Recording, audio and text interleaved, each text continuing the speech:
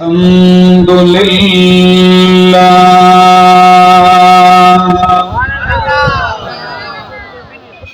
الحمد لله رب العالمين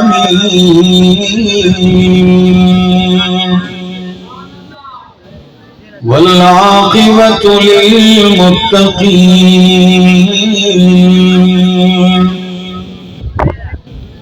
والصلاة والسلام على أشرف الأنبياء والمرسلين وعلى آله وأصحابه أجمعين. أما بعد فأعوذ بالله من الشيطان الرجيم. بسم الله الرحمن الرحيم. تبارك الذي نزل الفرقان على عبده ليكون للعالمين نذيرا. الذي له ملك السماوات والأرض ولم يتخذ ولدا ولم يكن له شريك في الملك وخلق كل شيء فقدره تقديرا. واتخذوا من دونه آلهة لا يخلقون شيئا وهم يخلقون ولا يملكون لأنفسهم ضرا ولا نفعا ولا يملكون موتا ولا حياة ولا نشورا. وقال تعالى: يا أيها الرسول بلغ ما أنزل إليك من ربك وإن لم تفعل فما بلغت رسالته والله يعصمك من الناس. وقال النبي صلى الله تعالى عليه وسلم: بلغوا عني ولو آية. وقال النبي صلى الله تعالى عليه وسلم: بعثت لأتمم مكارم الأخلاق.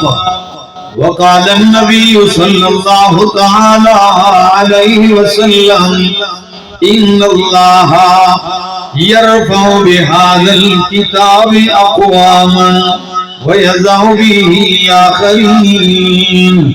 سبحان ربك رب العزة عما يصفون وسلام على المرسلين والحمد لله رب العالمين.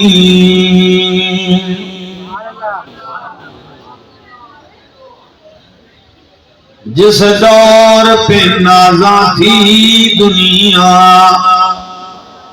اب ہم وہ زمانہ بھول گئے. اوروں کو جگانا یاد رہا خود ہوش میں آنا بھول گئے. منہ دیکھ لیا آئینے میں پرداغ نہ دیکھا سینے میں. جی ایسا لگایا جینے میں مرنے کو مسلمان بھول گئے. اذان تو اب بھی ہوتی ہے مسجد کی فضا میں انور مگر جس ضرب سے دل ہل جاتے تھے وہ ضرب لگانا بھول گئے. انتہائی قابل عزت، قابل احترام، ذی قدر علماء کرام، طلباء اعظام اور حیدرآباد جام شورو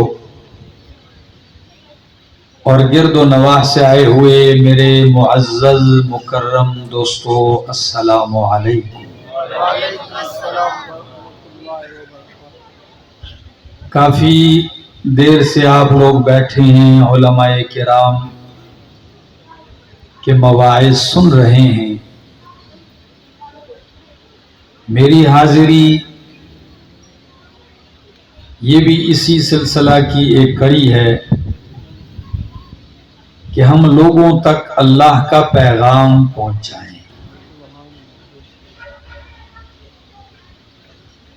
آج دن کو ایک مجلس میں ایک بات کی میں نے کہا میری مثال اس شکاری کی ہے جو جال پھینکتا ہے اور اس امید پر ہوتا ہے کہ اس جال کے اندر چند دانے لگ ہی جائیں۔ تو ہمارا جو جال ہے وہ یہ ہے، ہو سکتا ہے جام شوروں سے اللہ کچھ بندے چن لیں، زندگی بدل جائے اور اللہ ان سے دین کا کام لے لے۔ ہر شہر، ہر گلی، ہر قریہ میں اسی نیت سے حاضری ہوتی ہے۔ دعا گو ہوں اللہ ہماری یہ جستجو قبول فرمائے اور اللہ ہمیں اس میں کامیابی عطا فرمائے۔ دیکھیے جب معاشرہ بگڑا ہوا تھا، تباہ حال تھا معاشرہ، اور تباہی کے اس دانے پر پہنچا ہوا تھا کہ تورات کا حلیہ بگاڑ کے رکھ دیا، انجیل کی حالت بدل کے رکھ دی، موسیٰ علیہ السلام کی تعلیمات کو بالکل مسخ کر دیا۔ دو طبقے تھے اہل کتاب میں، ایک پیروں کا اور ایک مولویوں کا، اور جو تیسرا طبقہ تھا وہ عوام تھے، بالکل ناسمجھ، ان پڑھ۔ ان مولویوں نے اور پیروں نے کیا کیا؟ بگاڑ اتنا آیا، قرآن کہتا ہے کہ ان کی حالت یہ تھی کہ ان کثیرا من الاحبار والرہبان لَيَأْكُلُونَ أَمْوَالَ النَّاسِ بِالْبَاطِلِ۔ جام شوروں والو سنیے گا، ان کثیرا من الاحبار والرہبان، بہت سارے مولوی، بہت سارے راہب اور پیر کیا کرتے تھے؟ لَيَأْكُلُونَ أَمْوَالَ النَّاسِ بِالْبَاطِلِ، لوگوں کا مال کھاتے تھے، بالباطل، باطل طریقے کے ساتھ۔ شکوہ یہ نہیں ہے صرف کہ مال کھاتے، شکوہ یہ ہے کہ وَيَصُدُّونَ عَن سَبِيلِ اللَّهِ، مال بھی کھایا، اللہ کے راستے سے بھی روکا۔ اگر مال کھا کے بھی حق راستہ بتاتے تو ہم کہتے چلو پیسے تو لیے، مال تو کھایا، چلو راستہ تو ٹھیک بتایا، لیکن کام اس کے بالکل برعکس تھا۔ اور اگر انہیں کوئی کہتا، خوش فہمی دیکھیے ذرا، شام غلط کرتے ہیں اور خوش فہمی، پہلے تو عقیدہ اپنایا، قالت الیہود عزیر ابن اللہ، کہ عزیر علیہ السلام اللہ کے بیٹے ہیں، وقالت النصارى المسیح ابن اللہ، عیسائیوں نے کہا عیسیٰ علیہ السلام اللہ کے بیٹے ہیں۔ اچھا ذرا شرک کی ابتدا دیکھیے، کیسے چلتے, ترقی کیا کرتے ہیں. پہلے یہ عقیدہ اپنایا کہ عزیر اور عیسیٰ اللہ کے بیٹے ہیں, پھر نتیجہ یہ نکلا کہ خود اللہ کے بیٹے بن بیٹھے اور کہنے لگے نحن ابناء اللہ و احباؤہ, ہم سارے اللہ کے بیٹے ہیں, یہ دعویٰ کر بیٹھے. یہ ان کا حال ہے. اگر کوئی کہتا ہو بدبختو, لوگوں کو بھی گمراہ کر رہے ہو, ایمان سے بھی خالی کر رہے ہو, مال بھی لوٹ رہے ہو, تمہیں اللہ کو جواب دینا پڑے گا.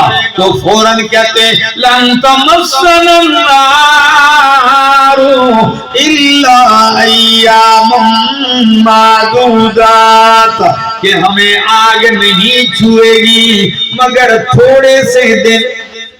خیر اگر جہنم میں چلے بھی گئے تڑکا تڑکا لگے گا, پھر جنت ہماری ہے, ہم تو ٹھیکیدار ہیں جنت کے. یہ دعویٰ. اور ادھر جو مکے والے تھے ان کی حالت یہ تھی جامشوروں والوں کہ وہ کہہ رہے تھے الملائکۃ بنات اللہ, فرشتے اللہ کی بیٹیاں ہیں. ایک دوسرے لات, منات, عزا, حبل, اصاف, نائلہ, بہت سارے بت بنائے ہوئے ہیں. مرکز توحید کے اندر بت رکھے ہوئے ہیں کعبۃ اللہ کے اندر. اور بس ہر آدمی کی اپنی مرضی ہے. کسی کے پاس دولت زیادہ ہے, اس نے سونے کا بنایا ہوا ہے, اور کسی کے پاس تھوڑا کم ہے, اس نے چاندی کا بنایا ہوا ہے. کوئی اور زیادہ غریب ہے تو اس نے خدا جو ہے لکڑی کا بنا دیا, اور جو بہت ہی زیادہ غریب ہے تو اس نے گارے اور مٹی سے بنا دیا. عجیب بات ہے, دماغ نہ استعمال ہو, وحی کی اتباع نہ ہو, اللہ کی طرف سے رہنمائی نہ ہو, پھر اچھا بلا پڑھا لکھا انسان بھی یہ کام کرنے پہ مجبور ہوتا ہے, وہ یہ کام کرتا ہے. میرے دوستو, کیا یہ جو گائے کے سامنے سجدے کرتے ہیں اور گائے کو ماں کہتے ہیں, تو کیا وہ پڑھے لکھے نہیں ہیں؟ جی, کیا ان کے پاس تعلیم نہیں؟ عقل ٹھکانے لگتی ہی قرآن سے ہے. اللہ کی طرف سے رہنمائی نہ ہو تو عقل محض کافی نہیں ہے کہ آپ کو آپ کی عقل جو ہے وہ اتنی کامل درجہ ہے. عقل کامل بنتی ہی قرآن سے ہے. دوستو, یہ حشر ہے. اس وقت میرے مالک نے ارادہ کیا کہ یہ بٹکی ہوئی انسانیت کامیابی کی راہ چلے, تو اللہ فرماتے ہیں هو الذی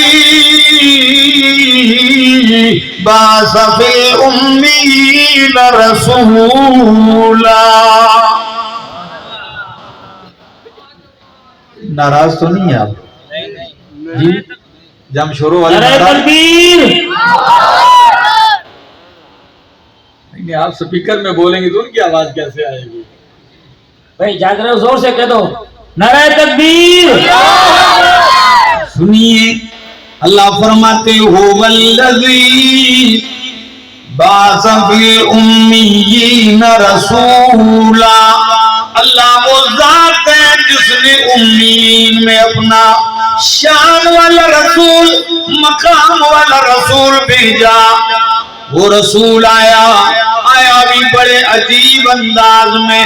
غار حرا میں میرا محبوب محو عبادت ہے, تنہائی میں, خلوت میں ہے. آپ عبادت میں لگے ہوئے ہیں کہ جبریل رونما ہوتے ہیں, سامنے آتے ہیں. اللہ اکبر, یہ کہاں سے آ گئے؟ جبریل سامنے آ کے کہتے ہیں اقرأ یا محمد, پڑھیے اے محمد, پڑھیے. نبی کریم کہتے ہیں ما انا بقارئن, میں پڑھنے والا نہیں ہوں, میں قاری نہیں ہوں. لست بقاری. جبریل نے نبی کریم کو یوں سینے سے لگایا, خود اللہ کے محبوب فرماتے ہیں فَأَخَذَنِي جِبْرِيلُ فَغَطَّنِي حَتَّى بَلَغَ مِنِّي الْجَهْدَ، جبریل نے مجھے سینے سے لگایا، خوب دبایا، وہ زور میری پسلیوں تک پہنچا۔ ثم ارسلنی فقال اقرأ، پھر مجھے چھوڑا، فرمایا اب پڑھیے۔ میں نے پھر وہی جواب دیا کہ میں قاری نہیں۔ 3 دفعہ دبایا اور تیسری دفعہ کے بعد میری زبان چل پڑی اور جبریل نے یہ آیتیں سنائی، اقرأ بسم ربک الذی خلق، پڑھ کس کے نام سے؟ اللہ، اپنے رب کے نام سے پڑھ میرے پیغمبر۔ اقرأ بسم ربک الذی خلق، پڑھ اپنے رب کے نام سے جس نے پیدا کیا ہے، جو رب بھی ہے، جو خالق بھی ہے، یعنی وجود بھی اسی نے دیا ہے، تربیت بھی وہی کرے گا۔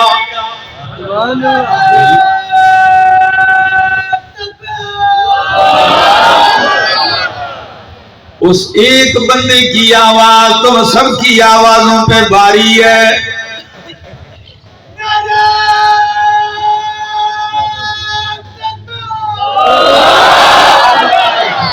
اب جاگے ہو نا؟ تو بات کر رہا تھا، یہ 5 آیتیں لے کر اللہ کے محبوب گھر آتے ہیں خدا را۔ میں جس طرف لے کے جانا چاہتا ہوں آپ کی توجہ چاہوں گا۔ تشریف لاتے ہیں، دل پہ گھبراہٹ ہے، بخار چڑھا ہوا ہے، کب کبھی ہے۔ آتی ام المومنین خدیجۃ الکبریٰ سے کیا کہتے ہیں؟ زملونی زملونی دسرونی، مجھ پہ کمبل ڈالو، چادر ڈالو۔ ام المومنین خدیجۃ الکبریٰ نے چادر ڈالی۔ نبی کریم فرماتے ہیں ام المومنین سے کہ خدیجہ انی خشیت علی نفسی، مجھے اپنی جان کا خطرہ ہے، قربان جاؤں۔ بیوی ہو تو ایسی ہو، بیوی ہو تو خدیجہ کے نقش قدم پہ چلنے والی ہو، عورت ہو تو خدیجہ کو اپنا آئیڈیل ماننے والی ہو۔ قربان جاؤں وہ خدیجہ جو عرب کی تمام عورتوں سے، مردوں سے بھی مالدار ترین عورت ہے، جو تاجرہ ہے، جس کو بڑے بڑے امیروں کے رشتے آئے لیکن ٹھکرا دیے، اور میرے محمد کا انتخاب اپنے لیے کیا ہے۔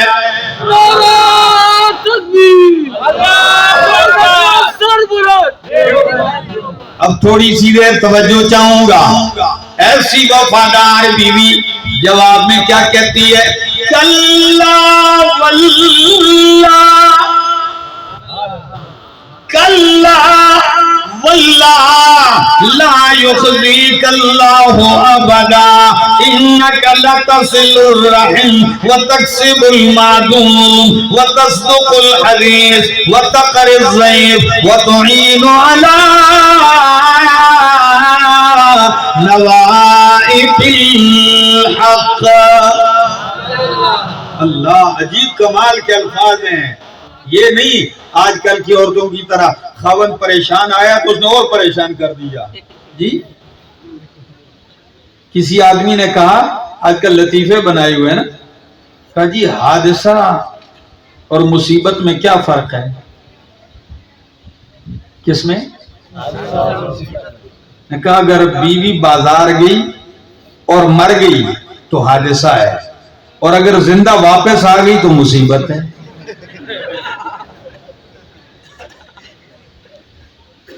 نہیں، امت کے اندر کچھ باکمال بھی ہیں، یقین کیجئے ایسے کمال کی عورتیں بھی ہیں، انہی میں خدیجۃ الکبریٰ بھی ہیں، انہی میں صدیقہ کائنات بھی ہیں، انہی میں فاطمۃ الزہرا بھی ہیں، زینب رقیہ ام کلثوم بھی ہیں، انہی میں حفصہ بنت عمر رضی اللہ تعالی عنہما وہ بھی ہیں۔ بہت طویل فہرست ہے، لیکن تسلی دیکھیے، فرماتی ہیں کلا ہرگز نہیں، اللہ کی قسم ہے اللہ آپ کو ضائع نہیں کرے گا. کیوں؟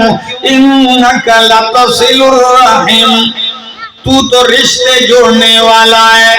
وتکسب المعدوم، تو خود بھوکا رہتا ہے لیکن کسی کو بھوکا نہیں برداشت کرتا. خود تکلیفیں اٹھا لیتا ہے، کسی کو تکلیف میں برداشت نہیں کرتا. خود پیٹ پہ پتھر باندھ لیتا ہے لیکن کما کما کے غریبوں کو کھلانے والا ہے. قربان جاؤں، ایسا بھی ہوا ہے کئی دن گزر جاتے میرے محمد کے پیٹ پہ پتھر باندھے ہوئے ہوتے.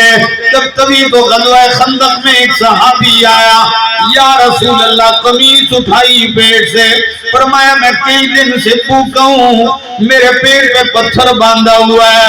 نبی کریم نے فرمایا میرا صحابی اب ذرا اپنے پیر کو بھی دیکھ، اب ذرا نبی کو بھی دیکھ. آپ نے قمیص اٹھائی تو نبی کے پیٹ پہ 2 پتھر باندھے ہوئے تھے. اگر آپ کے پیٹ پہ ایک ہے تو میرے پیٹ پہ 2 پتھر باندھے ہوئے. ایسے پیر نہیں خود تو بریانیاں کھائیں جیسے آج کل کے پیر، مرید بھوکے مرے، ایسا نہیں. مریدوں کا خون چوسا جائے، واللہ ایسے نہیں. کسی شاعر نے میرے محمد کے گھر کا نقشہ پیش کیا اور کیا خوب پیش کیا ہے کہ کھجوروں اور پانی پر معیشت گھر کی چلتی تھی. کھجوروں اور پانی پر معیشت گھر کی چلتی تھی. گزر جاتے مہینے آگ چولہے میں نہ جلتی تھی. کئی رات فاقوں میں اپنے کاٹ لیتے تھے، شکم پر بھوک کی شدت میں پتھر باندھ لیتے تھے. لیکن مقام میرے اللہ نے کتنا دیا تھا جام شوروں والوں سنیے. مسافہ جس کو ہونے کی سعادت ہاتھ آتی تھی تو پورا دن گزر جاتا مگر خوشبو نہ جاتی تھی. نعرہ تکبیر. میرے دوستو، ام المومنین خدیجہ الکبریٰ فرماتی ہیں تکسب المعدوم وتصدق الحدیث، آپ تو بڑے سچے ہیں. وتقر الضیف، آپ بڑے مہمان نواز ہیں. آپ تو حق کے اوپر معاونت کرنے والے، حق کے لیے تکلیفیں اٹھانے والے ہیں. اللہ اکبر، یہ عجیب تسلی ہے. میں کہتا ہوں اتنی باکمال ہیں ام المومنین کہ نبی کو تسلی دے رہی ہے. اور میرے نبی کی پاک دامنی اور عفت کی یہ دلیل ہے کہ سب سے پہلے نبی کریم کی تصدیق کی ہے، آپ کی پاک دامنی اور سچائی کی گواہی دی ہے تو بیوی نے دی ہے. حالانکہ عموماً عام معاشرے میں ایسا ہوتا ہے کہ اگر پوری دنیا بھی آپ کو مان لے تو بیوی نہیں مانتی. کیوں؟ کسی کو پتہ نہیں ہوتا نا باہر آپ کیسے ہیں، لیکن بیوی کو پتہ ہوتا ہے کس درجے کا آدمی تو وہ ایسے نہیں مانتی. لیکن نبی کی پاک دامنی کہ پہلے بیوی نے مانا ہے. اور جام شوروں والوں عموماً بڑی دنیا مان جاتی ہے لیکن بچپن کے دوست نہیں مانتے، کیونکہ بچپنا ان کے ساتھ گزرا ہوتا ہے. کھیلے ہوتے ہیں، کودے ہوتے ہیں، بھاگ دوڑ ہوتی ہے، مزے کیے ہوئے ہوتے ہیں، مستیاں کی ہوئی ہوتی ہیں. تو سارے لوگ مان بھی لیتے ہیں جو بچپن والے، چھوڑو یار مجھے پتہ ہے ساتھ ہی کھیلتے تھے، وہ نہیں مانتے. لیکن قربان جاؤں میرے نبی کی عفت اور پاک دامنی پر جب آپ اعلان کرتے ہیں تو کیا کہتے ہیں؟ انی رسول اللہ الیکم جمیعا.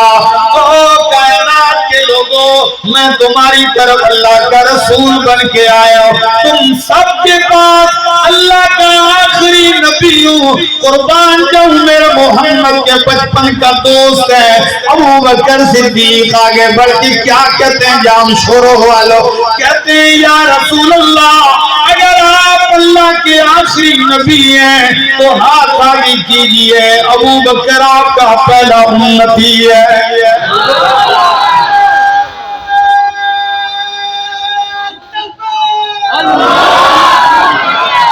تصدیق بھی بچپن کے دوست نے کر دی ہے، اور عموماً بندے کو ساری دنیا مان جائے، ملازم وہ نہیں مانتا، چوکیدار وہ نہیں مانتا، اس کو پتا ہوتا ہے کیسا آدمی ہے۔ کسی کی معلومات لینی ہو اس کے ڈرائیور سے، اس کے ملازم سے لو، آپ کو بتا دے گا کیا ہے۔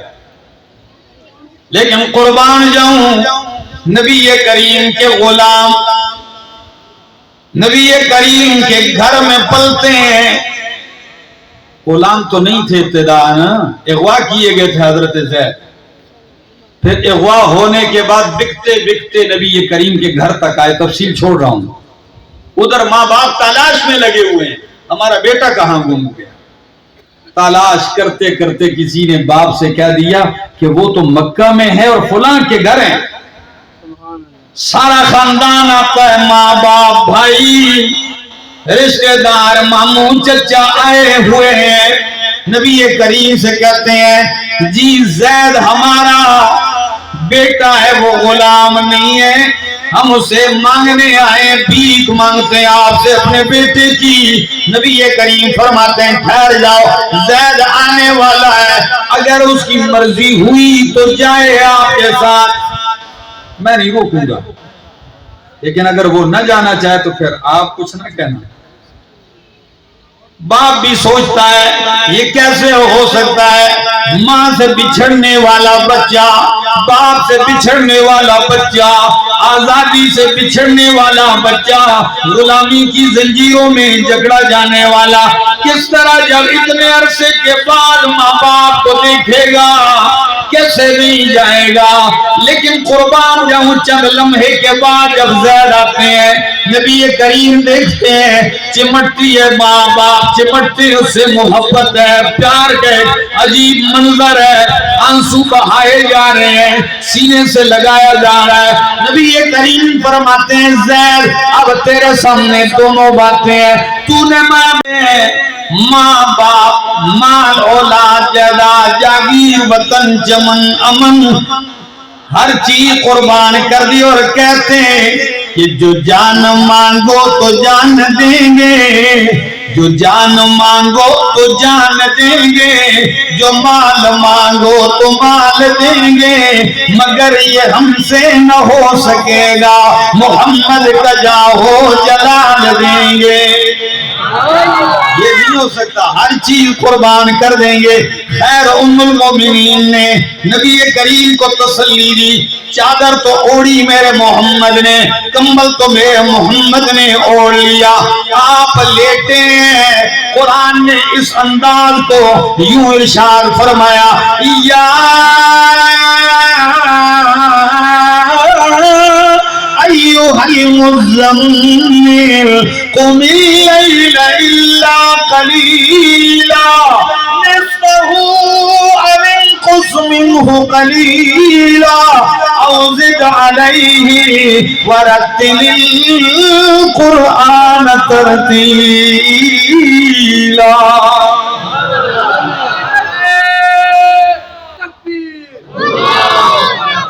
یا ایھا المزمل، اور چادر میں لپٹنے والے میرے پیغمبر۔ یہ محبت کی ادا نہیں تو اور کیا ہے جی؟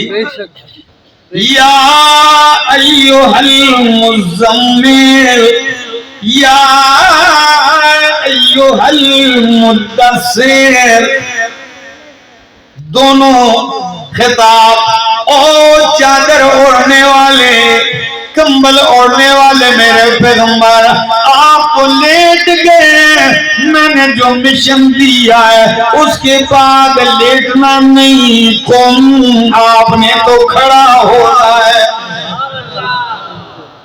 لیٹنے کا وقت ختم ہو گیا، اب آپ نے کیا ہونا ہے؟ کھڑا ہونا ہے۔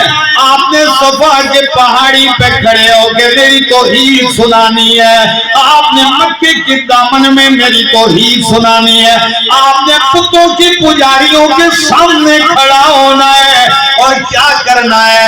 یا ایھا المدثر قم فانذر وربک فکبر۔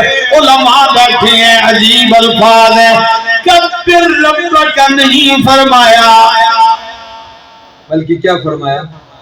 وَرَبَّكَ فَكَبِّرْ، مفعول کو مقدم کر دیا، حالانکہ گرامر میں مفعول بعد میں ہوتا ہے، تو یہ مقدم کیوں کیا؟ مقدم اس لیے کیا کہ حسر والا معنی پیدا ہو جائے۔ حسر والا معنی ایسے پیدا ہوگا جام شوروں والوں کہ میرے پاک پیغمبر کوئی لاکھ کی بڑائی بیان کر رہا ہے، کوئی عزا و حبل کی گیت گا رہا ہے، کوئی نائلہ و اصحاب کے گیت گا رہا ہے، کوئی مردوں اور زندوں کی تعریفیں کر رہا ہے، بڑائیاں بیان کر رہا ہے، لیکن میرا سونا محمد وَرَبَّكَ فَكَبِّرْ، تو نے کھڑے ہو کر صرف اور صرف اپنے رب کی بڑائی بیان کرنی ہے۔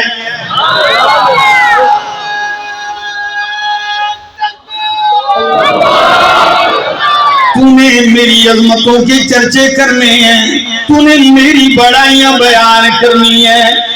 اور یقین کیجئے نبی نے پھر ایسی بڑائیاں بیان کی ہیں، آپ ٹھہرے نہیں، مکہ بگڑ گیا، قریشی مخالف، ہاشمی مخالف ہو گئے، خاندان والے بگڑ گئے، اپنا چچا ہے وہ پتھر مار رہا ہے، حکام کی منڈی لگی ہوئی ہے، میرا محمد کھڑے ہیں، صبح سے تفتی دوپہر ہو گئی ہے، آپ اللہ کی وحدانیت سنا رہے ہیں اور ایک شخص آپ کو پتھر مار رہا ہے پیچھے سے۔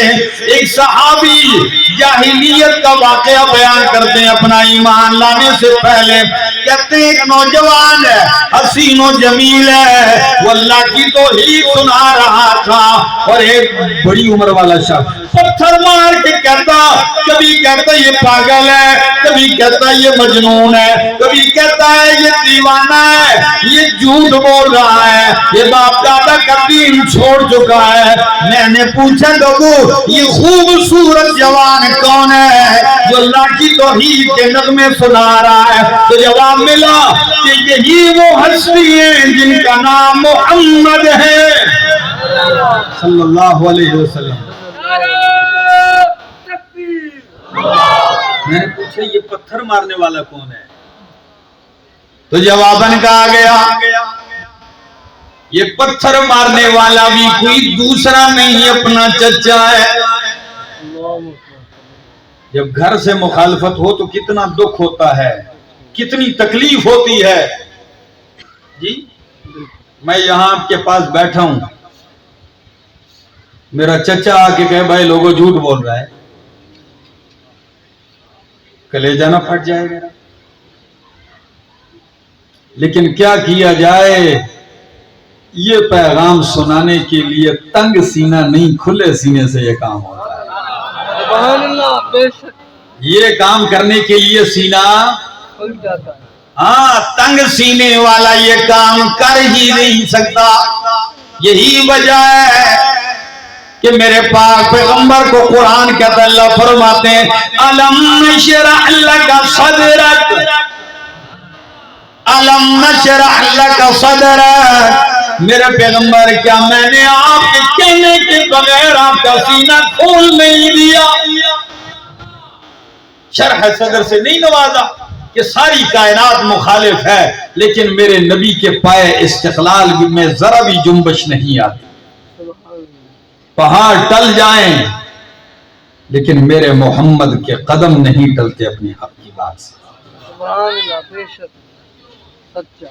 تو فرمایا قم فانذر، آپ نے اٹھنا ہے، میرا پیغام سنانا ہے، پھر پتھروں کی بارش میں بھی سنایا ہے، پھر تلواروں کی دھاروں کے سامنے بھی سنایا ہے، دن نہیں دیکھا، رات نہیں دیکھی، سنایا جا رہا ہے پیغام۔ اس دور میں ایسا تھا، تاریخ نے لکھا ہے کہ یہ جو مکہ تھا نا، مکے کی طرف 16 راستے آ رہے تھے۔ 16 کتنے؟ ہر طرف سے۔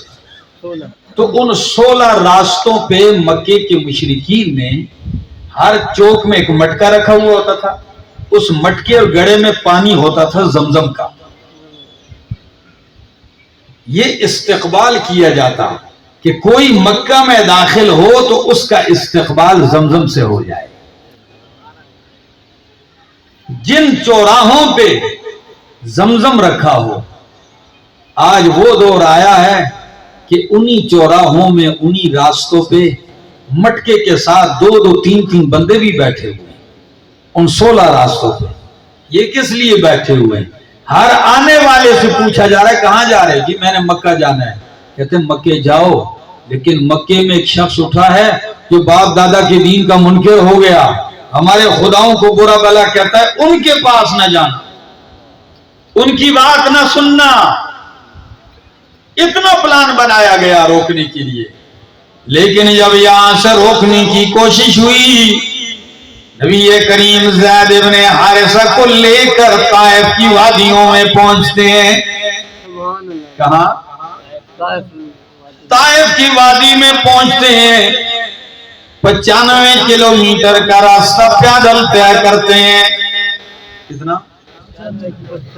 جام شورو والو 5 کم 100 کلومیٹر پیدل، سواری گھوڑا اونٹ بھی نہیں ہے۔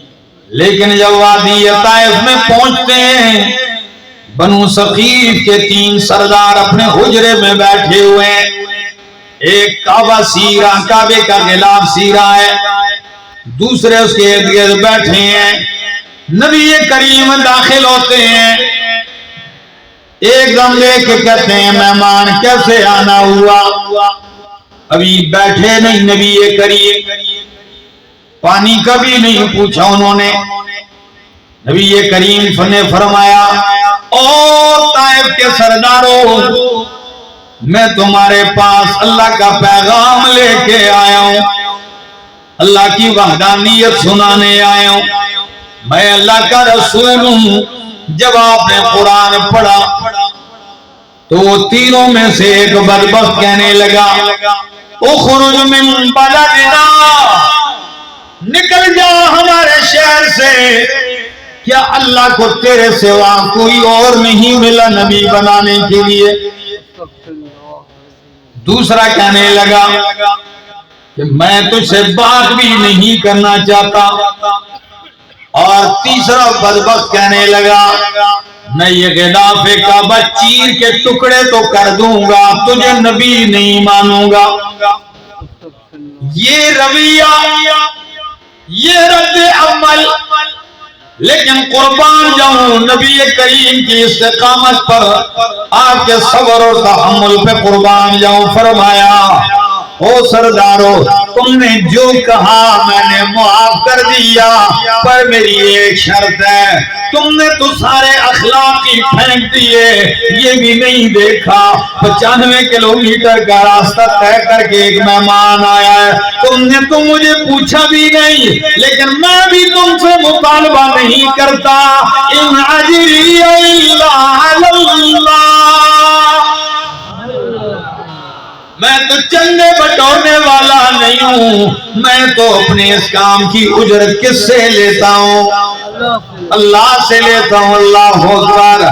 آپ نے کہا لوگوں تم نہیں مانتے ہو، نہ مانو، میری درخواست یہ میرا راستہ نہ روکنا، نہیں مانتے ہو نہ مانو، میرا راستہ نہ روکنا، میں جا کے عوام کو غریبوں کو پیغام سناؤں گا۔ وہ بدبخت کہنے لگے اچھا یہ کیسے ہو سکتا ہے؟ اٹھتے ہیں، اعلان کرتے ہیں، تمام طائف اکٹھا ہوتا ہے، نبی کریم زید کے ساتھ بازار طائف سے گزر رہے ہیں، دونوں جانب سے بچے بوڑھے جوان مرد عورتیں جھولیاں بھر بھر کے پتھر برسا رہے ہیں۔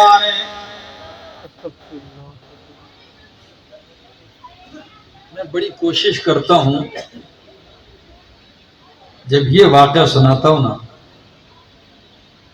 تو میرے اپنے ضبط کے بندھن ٹوٹ جائے. پتھر مار رہے ہیں. نبی کریم کے سر کا خون نالین تک پہنچتا ہے.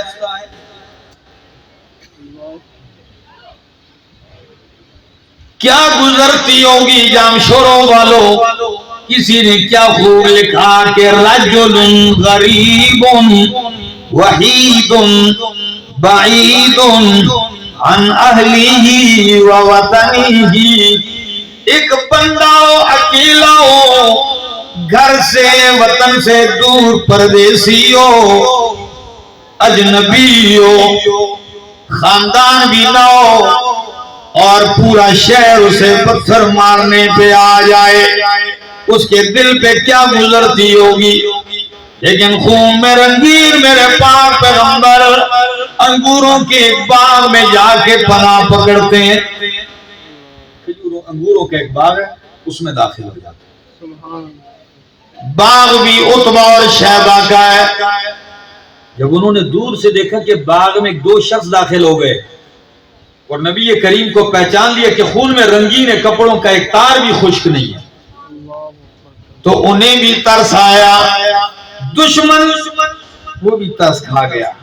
اپنے غلام عداس کو دشت میں مجمع میں انگوروں کا ایک گچھا دے کے کہنے لگے وہ جو فلاں بندہ کے بیٹھا ہے ٹیک لگا کے درخت کے ساتھ، یہ انگور اسے دے کے آؤ.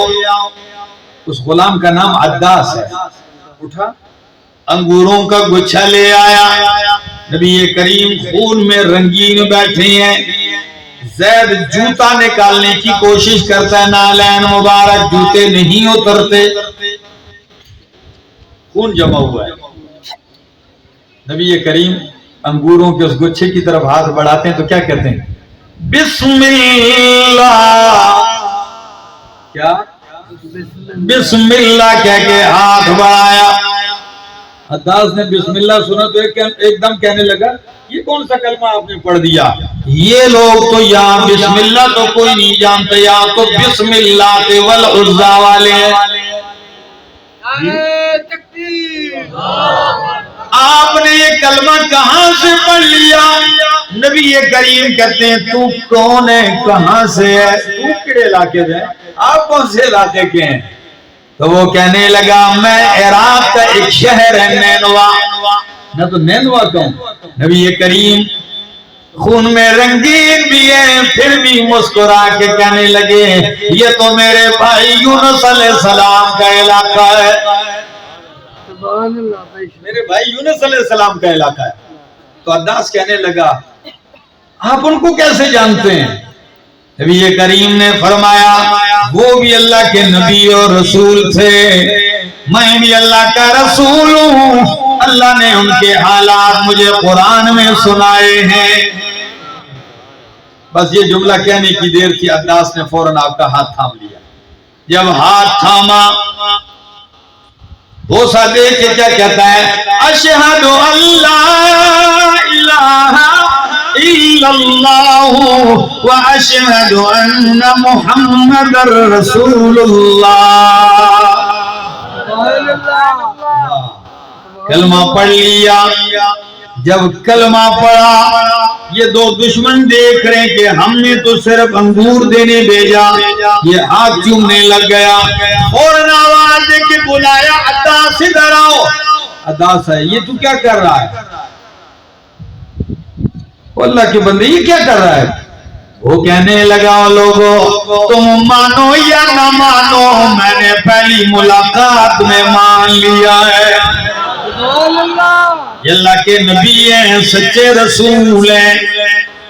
کہا نہیں ایسا نہیں ایسا نہیں. کہا تم جو مرضی کہو میں مان چکا ہوں، یہی حق نبی ہے. اللہ اکبر. اب جام شوروں والوں بات سنیے گا. عداس واپس ہوتا ہے. نبی کریم جب چلنے لگتے ہیں تو چلنے سے پہلے ہاتھ اٹھا کے التجا کرتے ہیں. سبحان اللہ. دل دردمند ہو، بدن خون سے چور چور ہو، رنگین ہو، بندہ پردیسی ہو، جی تنہا ہو. اب جب وہ زاری کرے گا تو وہ زاری کیا زاری ہوگی. کیا فرماتے ہیں اللہ کے پاک پیغمبر, اللہم اشکو الیکا ضعف قوتی وقلت حیلتی وہوانی علی الناس یا رب المستضعفین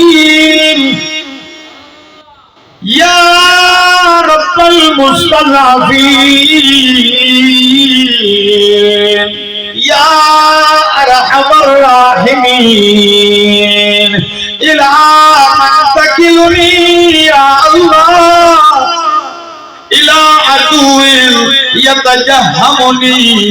الفاظ بڑے عجیب ہیں.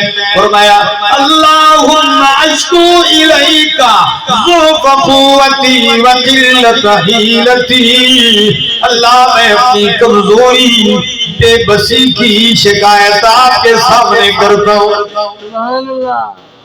اللہ آپ نے مجھے ایسے ایسی قوم کے حوالے کر دیا جو مجھے پتھروں سے زخمی کر دیا, مجھے خون میں رنگین کر دیا. میرے اللہ تو کمزوروں کا رب ہے او میرے اللہ. الفاظ بڑے عجیب ہیں. آخر میں کیا فرمایا, فرمایا ان لم تکن بک علی غضب فلا ابالی. او میرے اللہ اگر تو ناراض نہیں ہے تو میں خون میں رنگین ہو کے بھی کہتا ہوں مجھے اس تکلیف کی بھی کوئی پرواہ نہیں.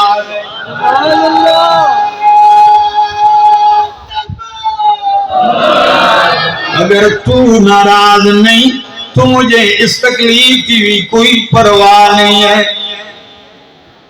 کسی شاعر نے ترجمانی کی ہے اور کمال کی ہے کہ فَلَيْتَكَ تَحْلُو وَالْحَيَاةُ مَرِيرَةٌ فَلَيْتَكَ تَحْلُو وَالْحَيَاةُ مَرِيرَةٌ وَلَيْتَكَ تَرْضَى وَالْأَنَامُ غِضَابٌ وَلَيْتَ الَّذِي بَيْنِي وَبَيْنَكَ عَامِرٌ وَبَيْنِي وَبَيْنَ الْعَالَمِينَ خَرَابٌ. جام شروع والا او میرا دوست توجہ کر میرا دوست. کیا فرمایا, فَلَيْتَكَ تَحْلُو وَالْحَيَاةُ مَرِيرَةٌ. اللہ کاش کہ تو میرے لیے میٹھا ہو جائے, کاش کہ تو میرے لیے میٹھا ہو جائے, چاہے میری ساری زندگی کڑوی کیوں نہ ہو جائے مجھے کوئی پرواہ نہیں. اللہ تو میٹھا ہو جائے, ساری زندگی کڑوی ہو جائے کوئی پرواہ نہیں ہے. وَلَيْتَ الَّذِي بَيْنِي وَبَيْنَكَ عَامِرٌ وَبَيْنِي وَبَيْنَ الْعَالَمِينَ خَرَابٌ. اللہ میرے اور تیرے تعلقات برابر رہیں, سلامت رہیں, قائم رہیں, چاہے ساری کائنات سے تعلق خراب ہو جائے پھر بھی مجھے کوئی پرواہ نہیں ہے. میرے دوستو جب اٹھ کے چلنے لگتے ہیں نا تو اگلی بات بھی سننے کی ہے. آپ چلتے ہیں جو ہی تھوڑا امن ہوتا ہے آپ نکلتے ہیں. صحیح بخاری کے الفاظ ہیں, نبی کریم فرماتے ہیں میں نے یوں اوپر دیکھا تو بادل کا ٹکڑا میرے سر پہ سایہ کیے ہوئے میرے ساتھ چل رہا ہے. اللہ تکلیف دیتا ہے لیکن تکلیف میں تنہا و بے سہارا نہیں چھوڑتا. تکلیف اللہ دیتے ہیں لیکن ہاتھ بھی دیتے, تنہا نہیں چھوڑتے جو اللہ پہ بھروسہ کرے. فرمایا میں نے یوں سر اٹھایا تو جب یوں بادل کو دیکھا ساتھ ہی دیکھتا ہوں جبریل سامنے آتے ہیں. جبریل آتے ہیں, السلام علیکہ یا رسول اللہ, سلام پیش کیا. فرمایا اللہ کے محبوب جو قوم نے آپ کے سامنے کیا ہے اللہ نے وہ دیکھ لیا, آپ کی زاری بھی اللہ نے سن لی ہے، میں اکیلے نہیں آیا، ھذا ملک الجبال، یہ میرے ساتھ پہاڑوں کا فرشتہ ہے، آپ اشارہ کر دیں، ابھی پہاڑ ٹکرا کے طائف والوں کو چکنا چور کر دیا جائے گا۔ لیکن نبی کریم کیا فرماتے ہیں؟ فرمایا لا بل ارجو ان یخرج اللہ من اصلابہم من یعبد اللہ وحدہ ولا یشرک بہ شیئا۔ اللہ میں یہ نہیں چاہتا کہ یہ تباہ ہو جائے، میں تو اب بھی یہ کہتا ہوں اللہ کہ اگر یہ نہیں مانتے ان کی نسلوں میں ایسے پیدا کر دے جو تیری توحید کا اعلان کرنے والے ہوں۔ نعرہ تکبیر، شان مصطفیٰ۔ میرے دوستو جام شور والو، اگر چاہتے ہو کہ اللہ کی وحدانیت کا نغمہ کائنات میں پھیل جائے، چاہتے ہو یہ نغمہ توحید ملک پاکستان کے کونے کونے میں پہنچ جائے، بلکہ ساری دنیا میں پہنچ جائے، پھر آئیے، پھر اٹھیے، دل میں یہ درد لیجئے، پھر ساتھ لیجئے، پھر نبھائیے دوستی۔ ہم نے تو یہ عزم کر رکھا ہے کہ توحید کی اس پرچم کے سائے میں چلنا ہے، رب کا قرآن سنانا ہے، مصطفیٰ کا فرمان سنانا ہے، شرک کے ایوانوں میں رب کی توحید کے نعرے لگانے ہیں۔ تو جام شروع والو، آپ مشن توحید میں ہمارا ساتھ دو گے کہ نہیں دو گے؟ آپ کھڑے کرو دوستو، دو گے ساتھ؟ بس یہی ہمارا مشن ہے، ہم بس یہی کہتے ہیں کہ شمع خلیل پھر سے، ابراہیم خلیل اللہ کا مشن ہے نا، شمع خلیل پھر سے درخشاں کریں گے ہم، شمع خلیل پھر سے درخشاں کریں گے ہم، آتش کدائے شرک کو گلستان کریں گے ہم، یارو اٹھا کے دوش پہ توحید کا علم، یارو اٹھا کے دوش پہ توحید کا علم، ہر درد کائنات کا درما کریں گے ہم۔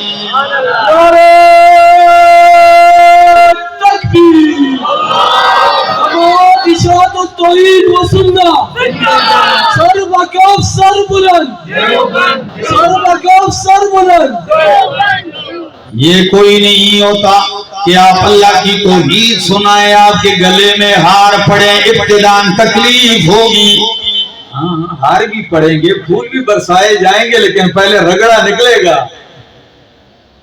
جب آپ کسی کو دیکھ رہے ہوتے ہیں نا کہ اللہ، لوگ اس پہ پھول پھینکتے ہیں، لوگ اس پہ پتیاں پھینکتے ہیں، لوگ اس سے اتنی محبت کرتے ہیں، تو بندہ سوچتا ہے کہ یہ ایسے ہی ایک دم ہو گیا۔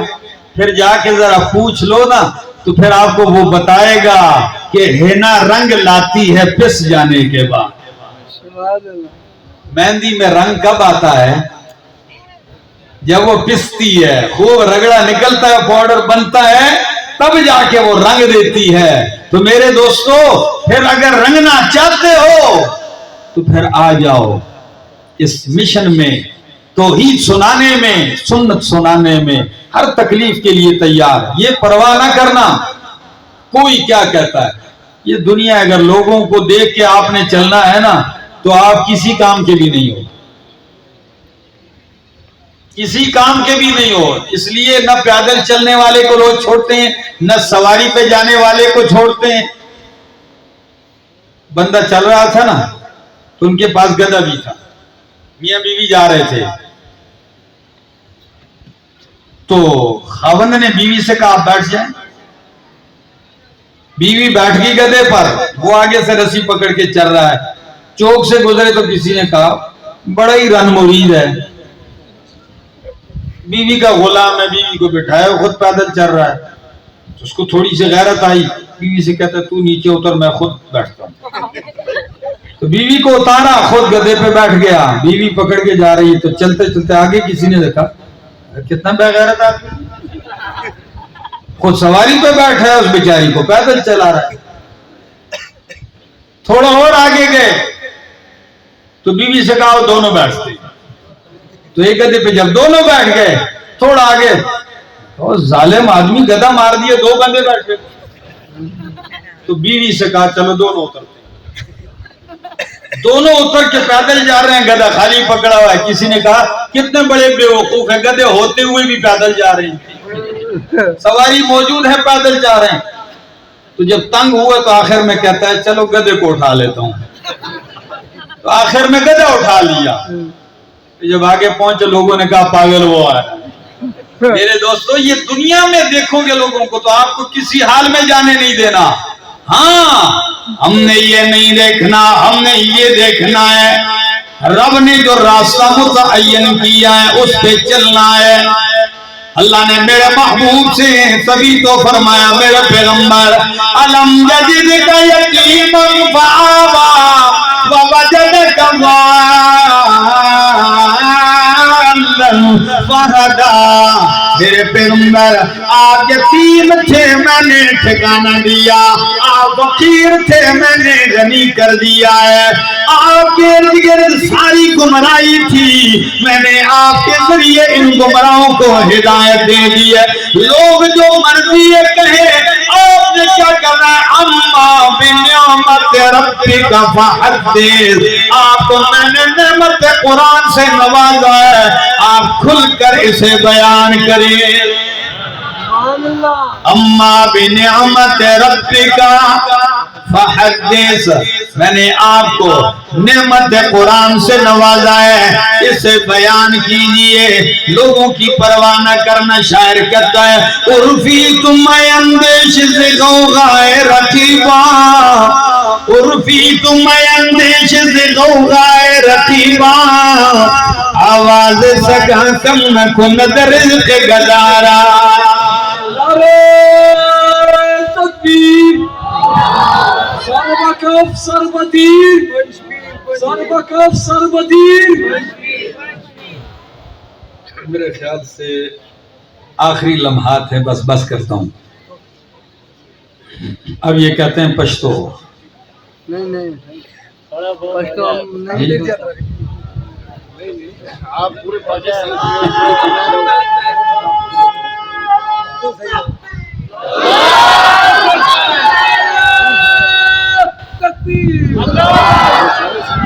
اچھا میرے دوستو میرے سے بہتر ہے میں سندھی میں بیان کروں